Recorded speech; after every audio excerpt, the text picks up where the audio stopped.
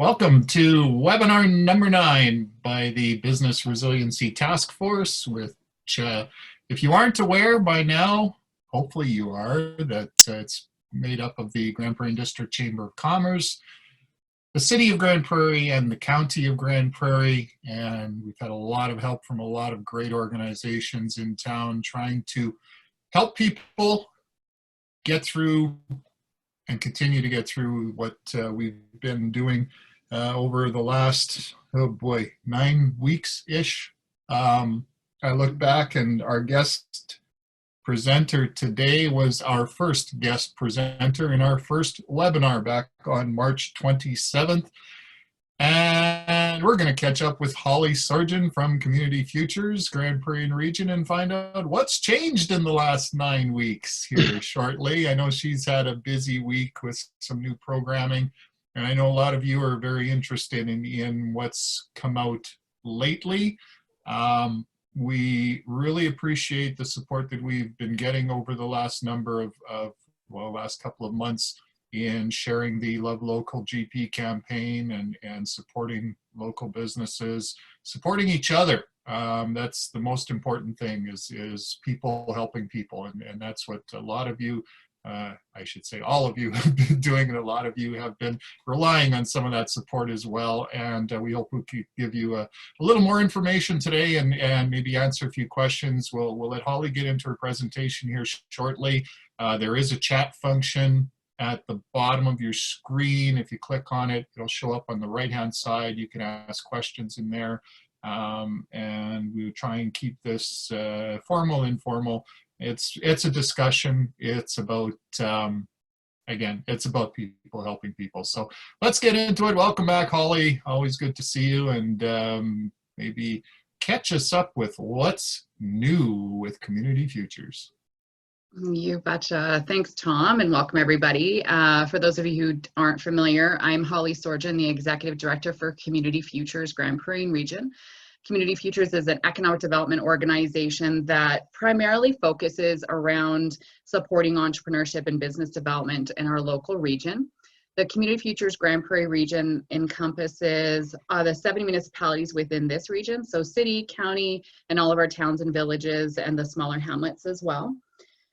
We also have the Grovedale area of the MD of Greenview. So we have a fairly small geographic region, but a very robust entrepreneurial community in our population as well. Community Futures Grand Prairie is a fairly strong performer within the province and within Western Canada and all of Canada. And part of that I will absolutely attribute to the fact that we have an amazing network of other business development organizations, financial institutions, and economic development organizations that support Community Futures and partnerships and collaborations, and also support our business community so that they can be as successful as they can, especially through times like now, which are fairly unprecedented.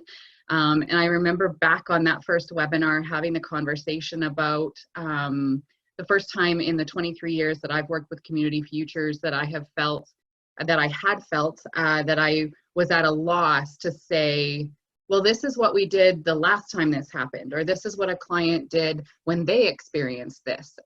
So we've been definitely feeling our way forward, as I know all of you as business owners and organizations and representatives who work with customers as well have been doing.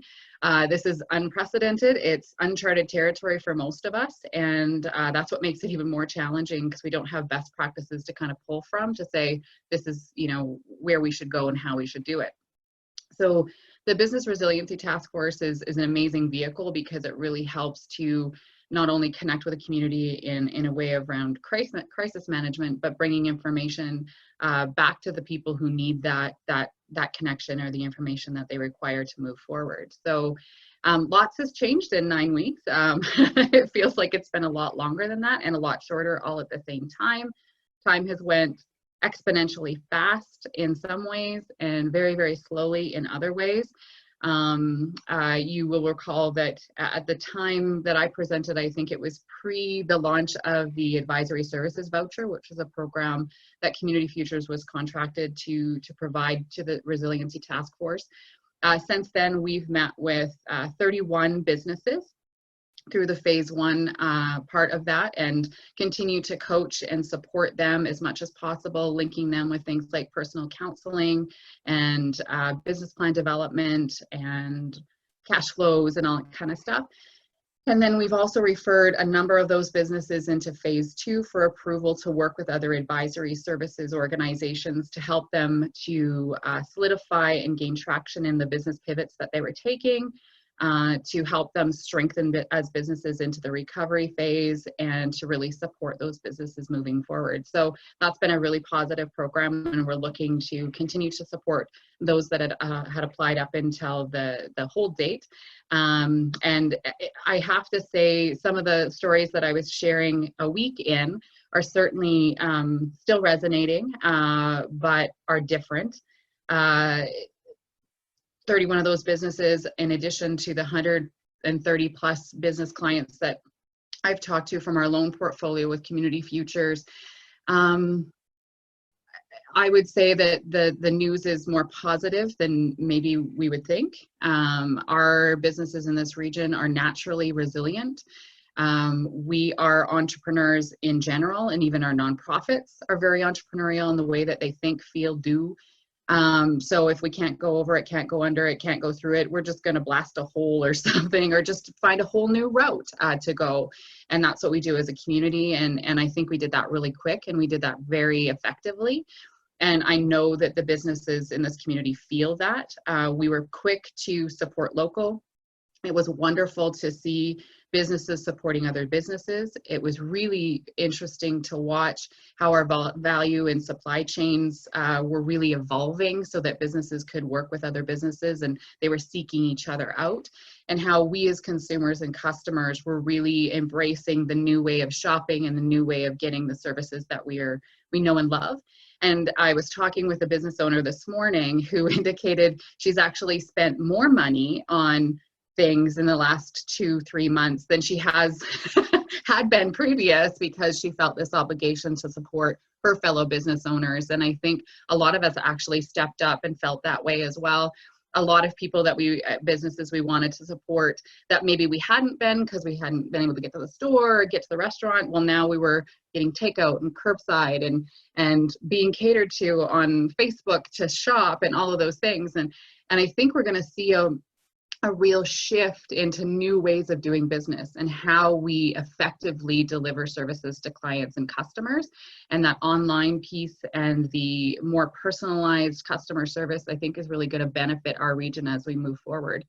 And quite honestly, take away some of the traction that we saw that was buying things from outside a region, specifically things like Amazon, and giving those people options to order local. And I think that that's pretty cool. So I'm a big believer in looking positive. There's enough to be negative about. If you're on Facebook or on any other form of social media, there's enough information there that could bring us all down. But I think it's important to also realize that there's some really amazing things that are happening in this community. And I have to applaud everybody who's in this class or this session, and anyone else who's been really engaged and looking positive and finding the opportunity. Because to be honest, there are businesses that have found opportunity within this time and have some real potential to shift and grow throughout this time, and we have to embrace that as well. So that's just kind of a bit of my perspective from then, because it feels like it was so long ago, and the shift has happened so drastically and fundamentally. But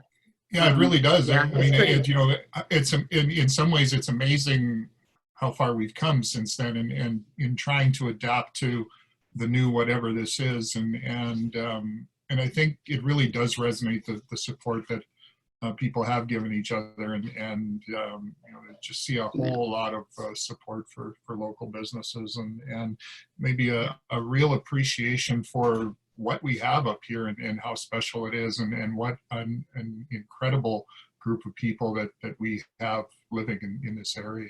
And it's been sure. remarkable to watch. And anyway, Yeah. go ahead. Yeah.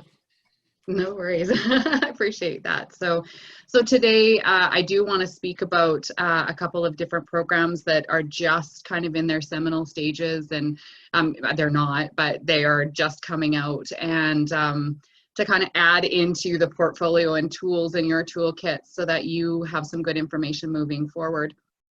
And as you all know, every time, it seems like almost every day there's some changes or some evolution of the programs that are available, things like criteria and stuff like that. So I'll do my very best to give you the information as I know it, as at May 22nd at 12:15, because who knows what it'll look like on Monday. But I do have to give some credit though, because what I've heard from a lot of business and what I've heard from different stakeholders is that our different levels of government are hearing us. And I think that if nothing else, that's been fairly fundamental to us being able to recover, is because they are listening and they are making changes. As frustrating as it might be, they are hearing where we say there's a gap in a program or that it's not effective. And organizations like the Chamber are really helping us get that message forward. And quite honestly, I think we have been very spoiled, and hopefully it continues in some way, shape, or form. But the open houses and town halls and the calls that we've had with our ministers and our premier and different levels of government have been unprecedented again. And I think I have to applaud them in being connected to their communities and listening to what we have to say. So a lot of what I'm talking about today is about government hearing what we had to say as business development organizations, as businesses, and as economic developers, as to where we felt there were gaps in programs, and specifically around the programs that I'm going to talk about today and where they fit those particular gaps. So what I'm going to start with is the program that's been coined the Regional Relief and Recovery Fund. So RRRF for short, because that's really easy to say. So where these programs actually came from was the government had introduced the Canada Emergency Business Account back actually quite a long time ago now, which were loans up to $40,000 that were supported by the government, and they were adjudicated and offered through the financial institutions. So many businesses were able to access those funds, and they were very simplified processes. When you were working with your own financial institution, you could apply online, and you found out very quickly if you were eligible or not. So what we found though is we're getting some feedback, and the federal government was hearing there's some gaps, and the CEBA loan is not at that time, the CEBA, which is what I call it, was not applicable to sole proprietors. It was for businesses who had payroll from 20,000 up to like 1.5 million. And there were some other stipulations as well. So as you can imagine, a lot of businesses aren't structured in such a way that they have salaried employees or employees who receive wages. There are lots of sole proprietors in our communities and all throughout Canada who actually that's just a function of them. They make their money, but they were not eligible. There were a lot of companies that rely on contractors to do the work that they do, but they weren't eligible. And there's a lot of family-owned corporations that dividend their employees or do owner draw rather than doing salaries as well. So we heard loud and clear, and we were saying it up, and at the same time, our funders through the regional development agencies, our funder for the Western Canada provinces is Western Economic Diversification. We're hearing that from us, and they were hearing it from their clients as well. So last week, Western Economic Diversification introduced the Regional Relief and Recovery Fund. So they launched a little bit before ours, which I'll talk about in a minute. And they have two different streams. So the first stream is requests under 40,000. And if you have been into that portal, it's a little bit confusing. They're starting to refine it a little bit, but we got lost a little bit when we were going through it last week. But those loans under 40,000, specifically through Western Economic Diversification, is to fill in the gaps that Community Futures offices do not cover. So clients who are eligible for that program would be largely from urban areas that are not covered by a CF office. So that would be in our province, Calgary and Edmonton specifically, and a couple of other communities that don't have a CF region that has them in their portfolio. So that I'm not going to focus a lot on that, because those of you who are listening today would not be eligible for the under 40,000 for WD if your business is in a Community Futures region. There's 27 regions in Alberta. And like I said, they cover off all of what we would consider rural Alberta and rural Canada, because there's 290 points of services throughout Canada as well. So I'm not going to touch a huge amount on that one because it's very CEBA-like, almost to a T, but just filling in the gaps. That program, though, wasn't eligible for sole proprietors or not-for-profit. So for those companies and nonprofits that are in the Edmonton and Calgary areas, there's still some gaps. We'll see kind of what happens as that evolves and changes as well. The one that I do want to talk about from Western Economic Diversification is the funding requests over 40,000. So these are for businesses that are looking for 40,000 to up to $1 million.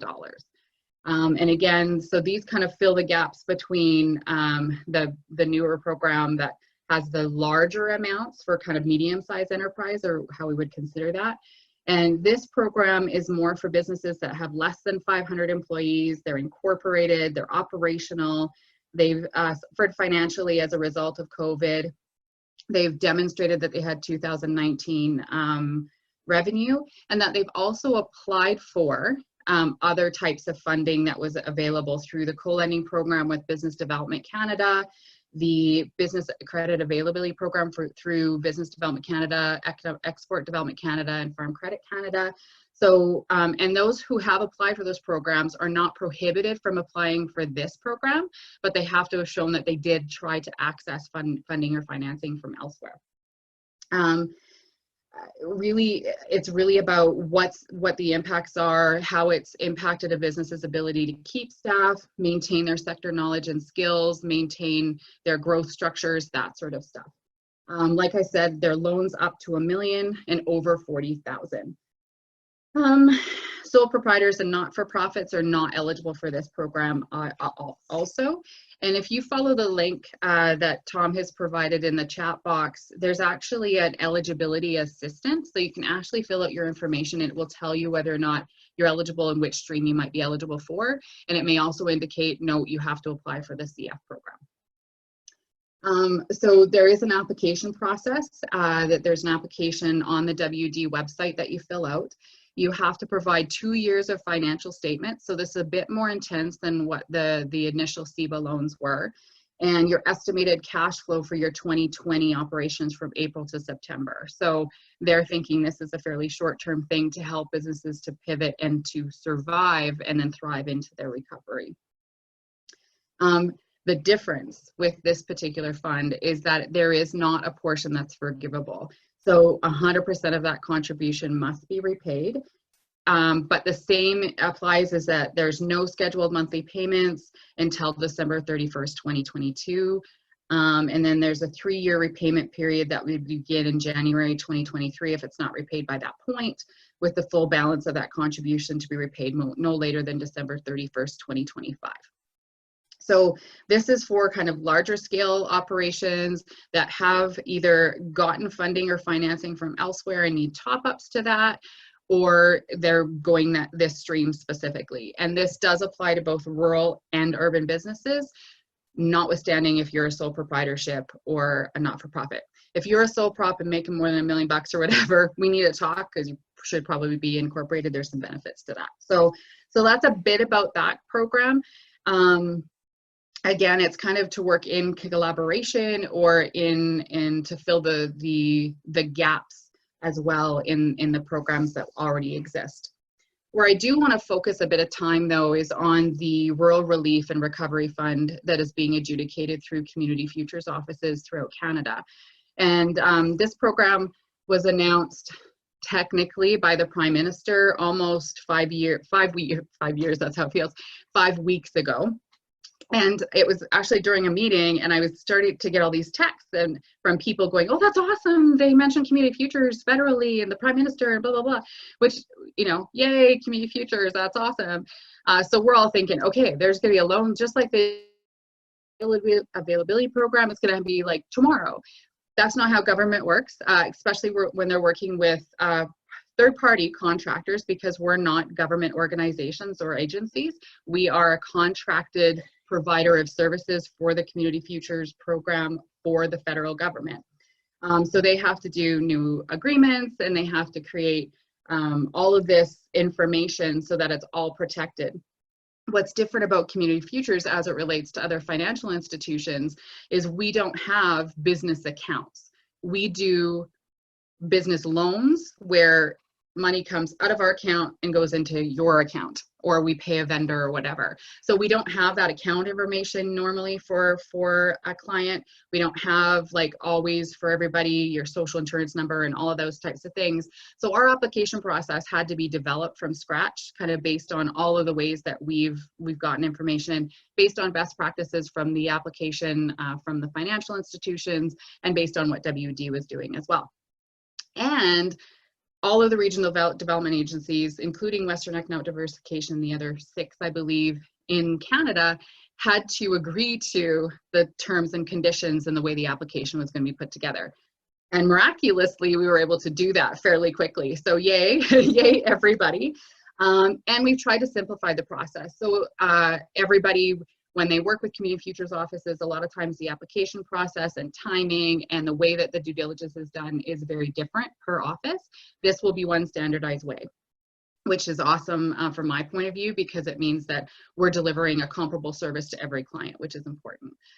So they have developed a loan application portal, which we believe will probably go live Monday morning. As soon as they know, you guys will hopefully know. We have our press releases all ready to go out to the media, to the chamber, and all of our stakeholders, our board, and then the list of clients that we have already that have indicated that they do want some additional information about this program. So be attuned, watch social media and all that kind of stuff, because this will come out fairly quickly. We just had some training on the loan portal this morning to look at it and figure out what that application actually looks like. So this is cutting edge information that you're getting, because it's like literally we learned about it at 9 o'clock this morning. So the beautiful thing about the Rural Relief and Recovery Fund is it is open for sole proprietors and also for nonprofit organizations.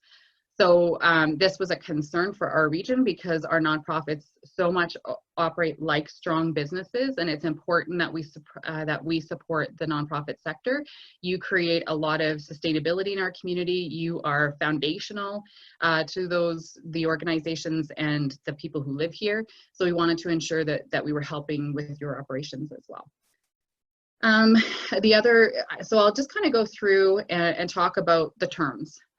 So this is going to be very similar to SEBA in that the maximum that you can apply for is $40,000. However, you have an option to apply for less if you only require less, or if you're concerned about repayment and that sort of stuff, or your business isn't at a place where it needs that $40,000.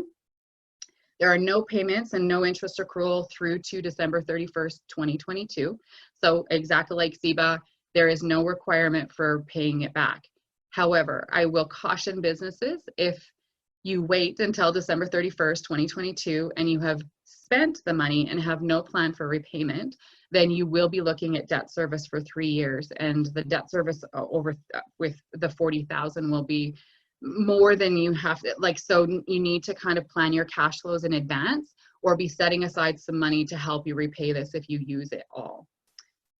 Interest accrual and blended payments would begin January 1st, 2023 on whatever balance was owing at the time of December 31st. So that's where we would actually amortize it out, and it would be at 5% interest, which is exactly the same as the SEBA loans as well. There is a forgivable piece to this as well. If you repay 75% of what you were borrowed by December 31st, 2022, 25% of that will be forgiven. So on $40,000, if you repaid $30,000 by the end of December of 2022, $10,000 of that would be forgivable. So there's some strategy behind how you use the money and how you apply it as well. So at this time, we're not taking additional security. So again, like SEBA, there will be a promissory note and credit agreement that go along with that. So there's 2 documents basically that someone would have to sign. And really, other than that, I'm just going to kind of go through some of the eligibility that you would, if you want to pre-prepare to apply for these dollars coming up on Monday. Here's some of the things that you're going to have. So obviously, information about your business. So your business name, if you're a sole proprietor, that may not be, maybe you are operating under a trade name, but make sure that you have the information about your business. We are also requiring your CRA business number. And so if you're a business owner right now and you're like, my what? We will encourage you, I'm going to encourage you to ensure that you have a CRA business number. Most of you will, because we are hoping that all of you were raising more revenue than $30,000 per year, where then you were required to also charge GST and to claim it. But if not, I would encourage you to visit the CRA website to ensure that you have your CRA business number as well. You will have some documents that we will be asking you to upload. So a copy of your driver's license or picture ID, just so that we can verify that it's you. Part of the reason that we do that is because, as I said earlier, financial institutions have access to all that information already when you became an account holder. We don't have that information necessarily for you if you're not currently a Community Futures client. So this is just the easiest way for us to verify that. There will be some additional documents that are recommended that you upload, because it'll really help us to kind of go through and expedite the process of reviewing that loan application.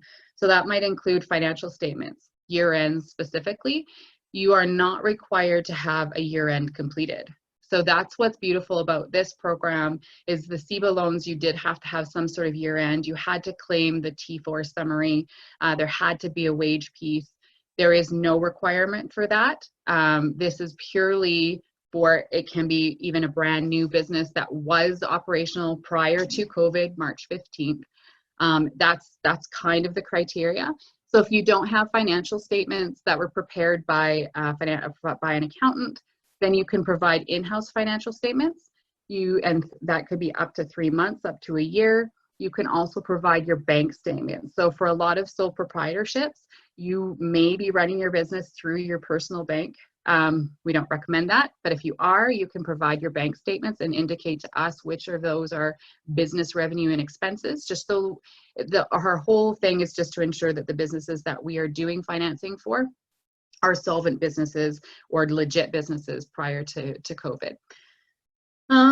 If you don't have those, you could also upload your cash flow forecasts and any in-house spreadsheets that you might have also developed. So it's fairly loose.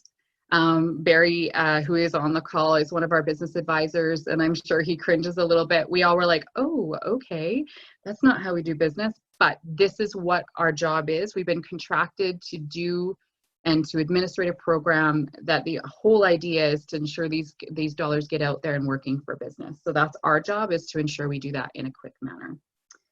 Other than that, I mean, at the end of the day, it's fairly straightforward. When the link comes out, it will likely come out as a link to the main loan portal, which will be located on our Community Futures Alberta page. There is a Community Futures Alberta and then a Pan West and then Pan Canadian. So you can get through it a lot of different ways. WD will also have it posted, I'm sure, on their press releases and their websites. And our website will have a link to the portal as well. You'll click on apply here. And then just like every other program that you're going to do, you'll have to register as a user. And then you'll get a confirmation email that you respond to verify that it is you. And then you can start application. The application, for all intents and purposes, is about 3 pages. And it's literally some clicking and some filling in the blanks. And then the last page is where you would have to attest that you haven't received funds from another government program, because that would automatically disqualify you for this program. This program is specifically to bridge up the gaps in the programs for those new businesses and businesses that aren't eligible, even for the CEBA loans with the new expanded criteria. Some of the questions that we've had from applicants or potential applicants are, well, the CEBA criteria has changed at the federal level, but the financial institutions may not have already instituted that in their application process. I know they're furiously working on it as well. we can work with you through that process. We just want to ensure that there's no double dipping, if that makes sense, so that we can ensure that that money goes out to as many businesses as possible. And I would reiterate before to caution going for the entire amount if you don't require it, because you have to repay most of it and you'll have to cash flow what that looks like as well. But yes, absolutely. I would really make sure that you know what you need the money for. The application does ask for what you plan to use the money for. Maybe it's rent, maybe it's a piece of equipment, because you can use that because that's an everyday expense. If there's some non-deferrable expenses that you have, it will be very similar to CEBA in that it's not for repayment or prepayment of existing debt, or that it's not prepaying or paying management or out dividends and stuff like that. So there is still a little bit of parameters, but it really is about, do you have a plan for where this money is actually going to go?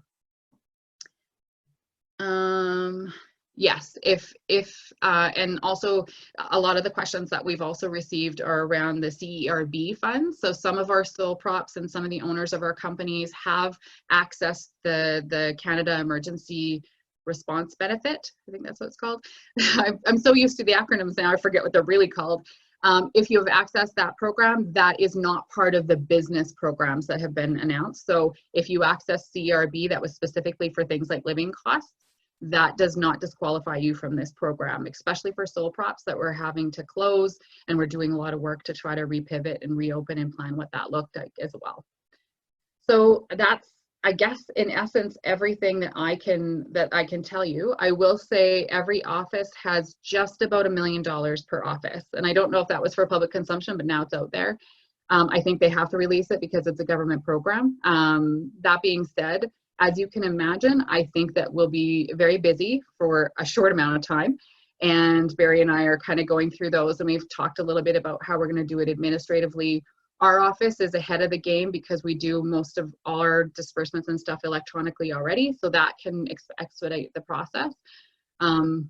But yeah, I would encourage you, as soon as the information comes out, if you do plan to apply, gather the information that you can, make sure it's saved to your computer so you can literally just upload it.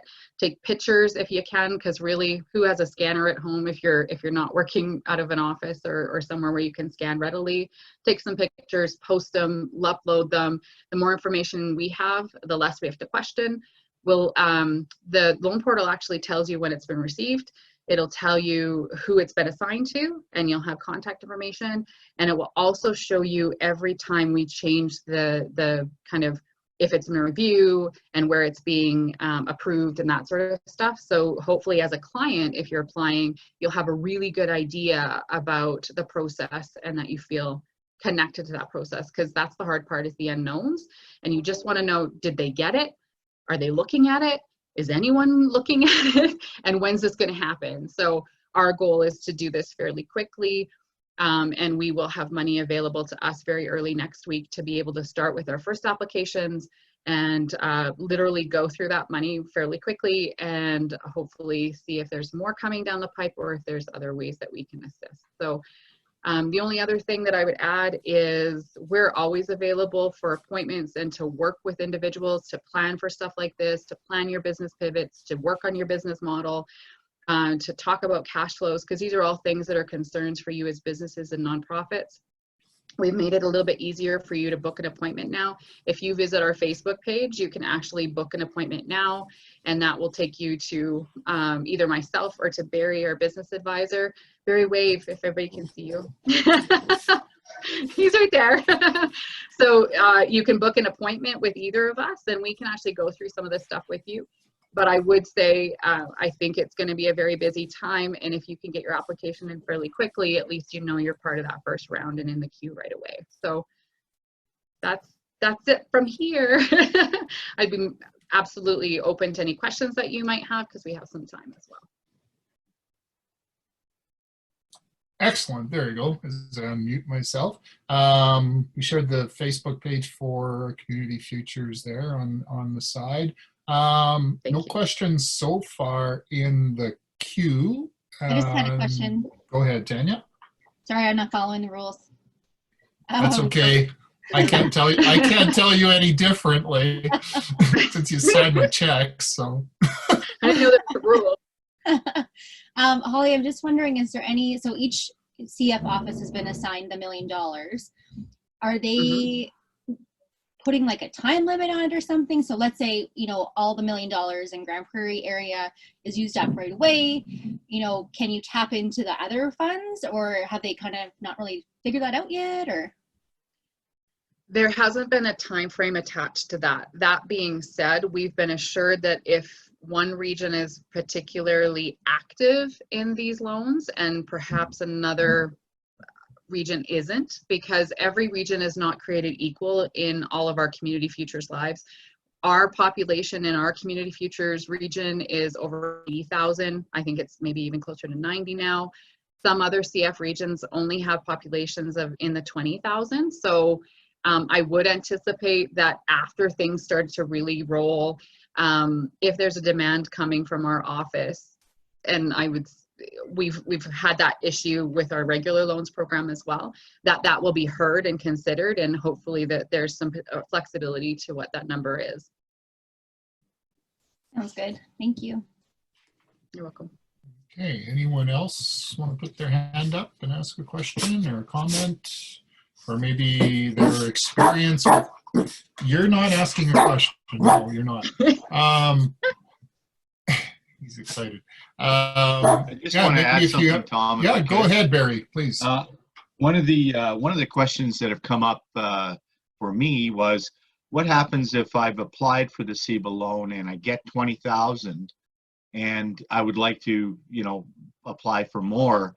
I think what Holly said about double dipping is correct, but you can apply for more, pardon me, up to the $40,000 limit. So if you already have 20, you can certainly apply for the other 20 if you need that, and or up to that. And there is that. So I think a couple of people have asked that question, so I just wanted to clarify that.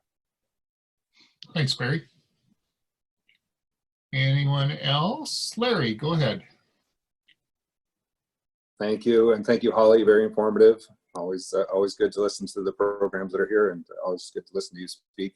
And it is great to see that businesses are going to have another avenue to access some capital here in the area. So that's very encouraging. But my question is, and maybe you covered this and I missed it, is that can this 40,000 be used to restructure existing debt loads that might be out there, or lines of credit that individuals may have?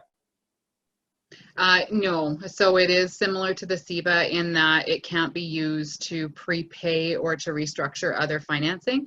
And that question definitely did come up, because if I was a business and I had 0% money and I had a loan at 14 or 10 or credit cards, I would definitely want to pay those down if I could.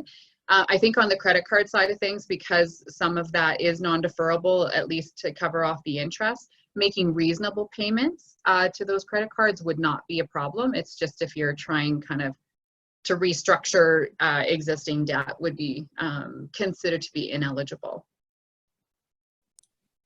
Okay, thank you. You're welcome. All right. Anyone else?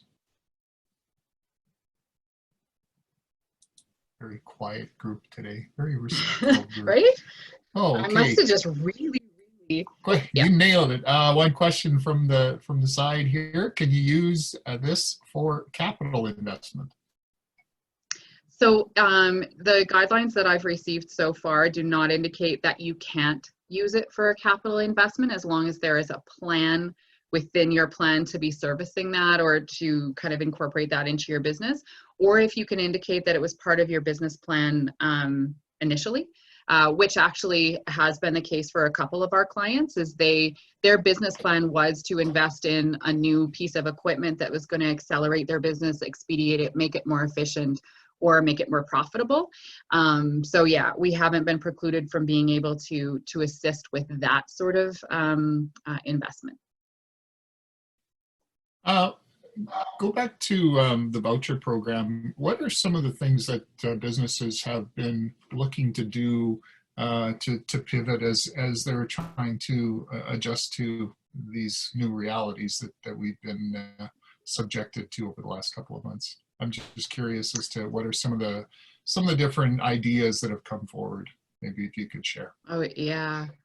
And you know, we kind of made some assumptions when we kind of put it all together, thinking that businesses would probably access these services for, you know, some fairly concrete type of stuff. And so we've had businesses that were accessing the fund to work with an HR professional to ensure that their business is in a good place for when they re-engage or are planning to actually hire. And so they want to make sure that that's in a good place. We've had businesses that wanted to engage working with an accounting firm to assist them in getting access to some of these programs because they just feel that they need that assistance, or maybe they needed some help to ensure that their books were up to date or nice and solid, so that as they're throwing stuff at the wall to see what works, they can see where they're actually making some difference and where the cash flow is coming from, so they know which avenues to kind of pursue more fully. But kind of on the more service side of things, in terms of business pivots and how business models are changing and evolving, is I would say very typical of some of our retailers particularly, and some of our other service providers, is they've felt necessitated to pivot to an online environment. So whether or not they have a storefront currently that they are now able to open, they're still at fairly minimal capacities.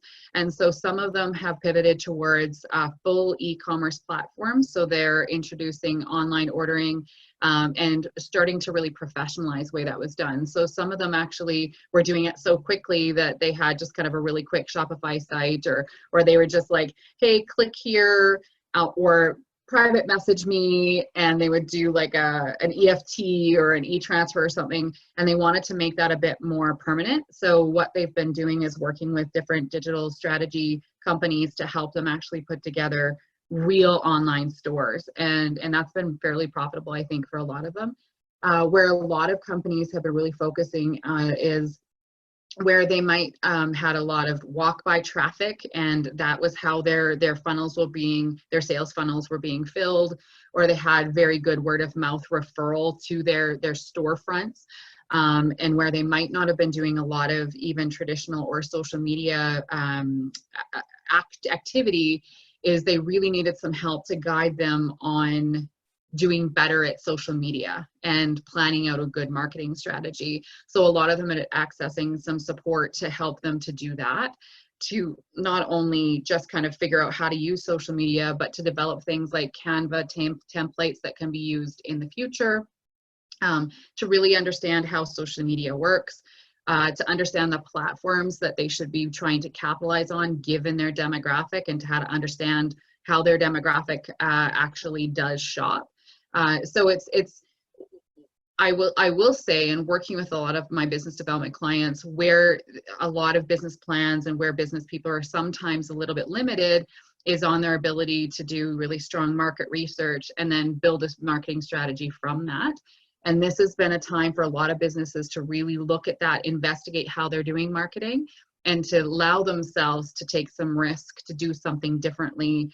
And some of the companies literally overnight were business owners, and now I'm a website developer. And so they were trying to figure out how to use WordPress, and you know, how does Hootsuite work, and what is Hootsuite anyways, and what's this Instagram, and all that kind of stuff. Because maybe there was someone that they had that was working for them that was doing that on the side, or maybe they had the cash flow before to have a firm that was doing that. So they've been pivoting a lot that way. Not even, and then now they're like, oh, you know, I could really accelerate how quickly I can do those things if I was able to have a service provider to do that. So those have been the really exciting ones, where they really saw an opportunity to build a different type of market, to build a different way of people shopping with them. And then some of those businesses are kind of trying to extrapolate from there, and even looking at platforms to do onboarding and training for new stuff, because the new reality, whatever it does kind of shake out to be, will probably still mean that we have limited interactions or a different type of interaction with customers when they come in. So trying to make sure that they're keeping on top of that and being, you know, kind of on the cutting edge for skill development for the staff that they have, because we're going to have an interesting workplace and labor market development pool that we're pulling from.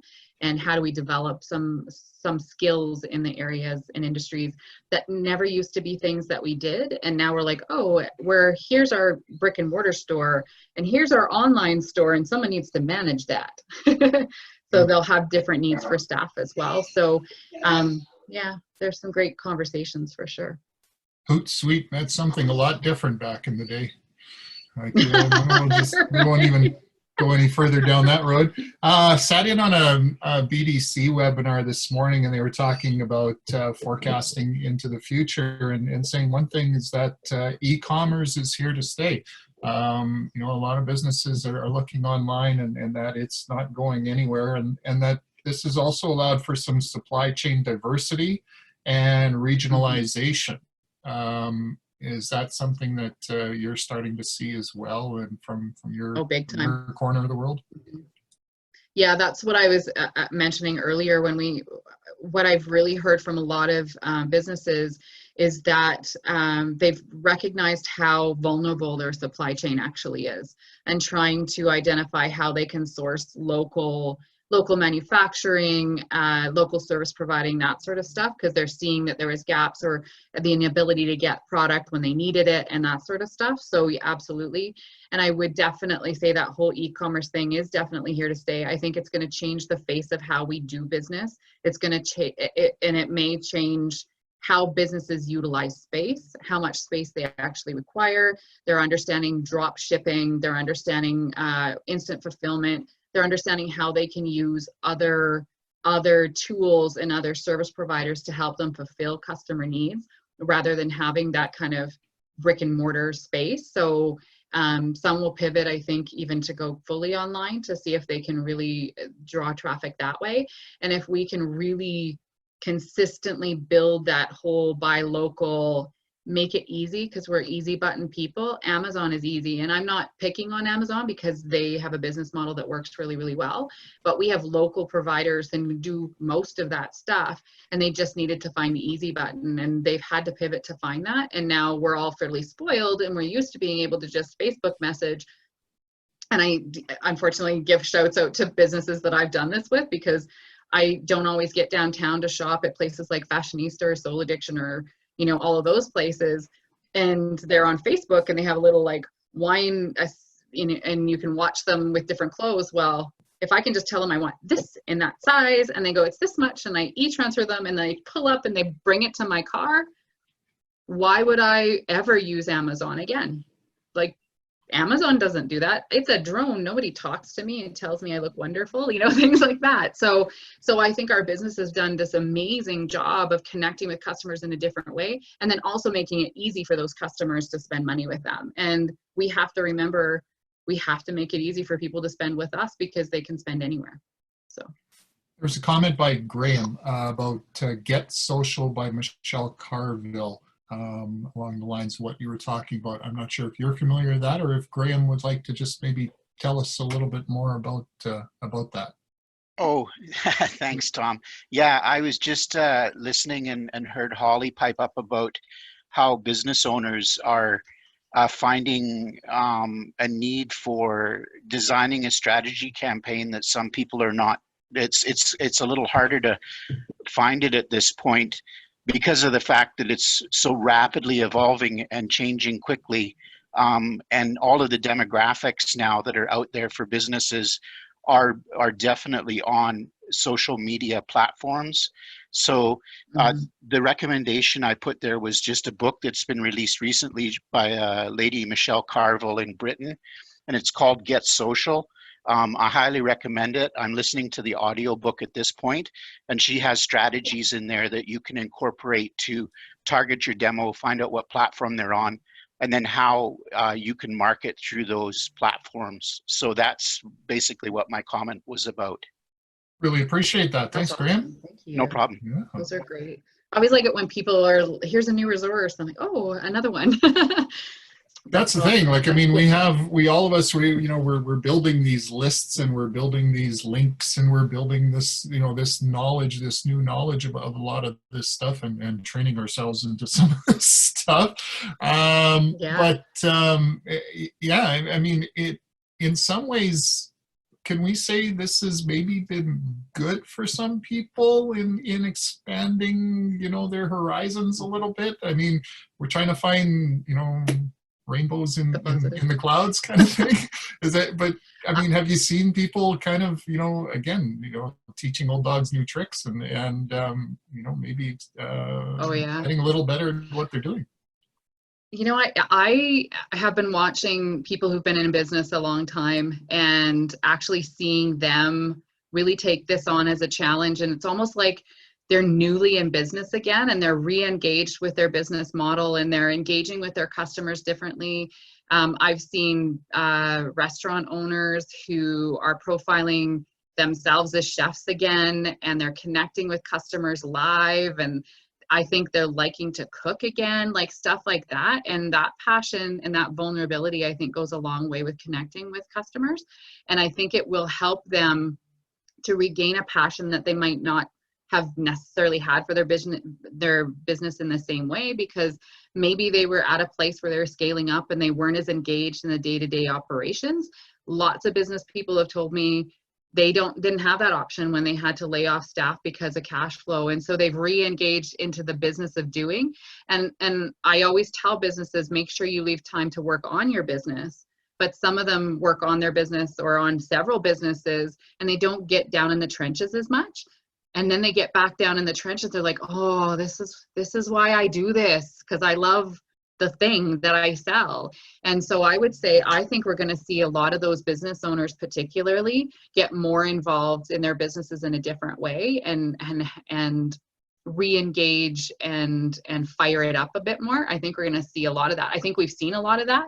They're just going to continue it. And I'm hoping so, because I love watching their stories. I think that's what makes me want, and I'm one of those people, I'm sure, who spent more money in the last 2 months than I have in a long time, just because I'm like, oh, I forgot about that business. Like, I have to totally order something from there. And it's a good thing I don't live in town, because I'd have takeout probably every day. So, yeah.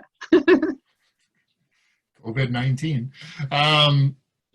Thanks again for this, Holly. This has just been tremendous. We look forward to the announcement on Monday. We'll share the heck out of it. All things being equal. Yeah. Knock on wood, wherever you can find. We want to thank. We have 3,300 businesses in this area, and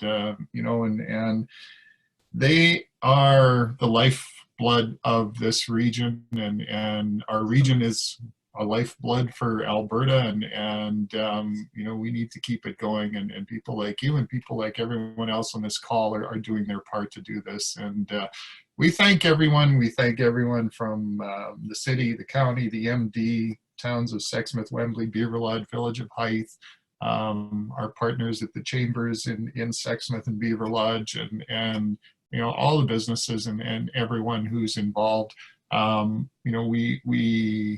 We are proud of everyone for keeping us going, and we hope that you all have a great weekend here, and we'll start the week off right next week and find a little more support and keep those businesses from falling through the cracks. And maybe this will be the end of it. This will be the last catch, maybe. Do you think there'll be anybody else that still might be able to slide through, or was this pretty much going to cover everyone? Other than the sole props and nonprofits in the urban areas, I think that'll still be a bit of a concern, but somehow we'll get there. Somehow. Yep.